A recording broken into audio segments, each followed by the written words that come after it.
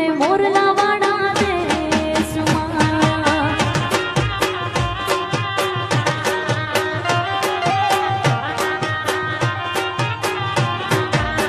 હે તમે આવજો યુટી ટેલ વાળા દેશમાં વડસોયા પણ મોરલા વાળા દેશમાં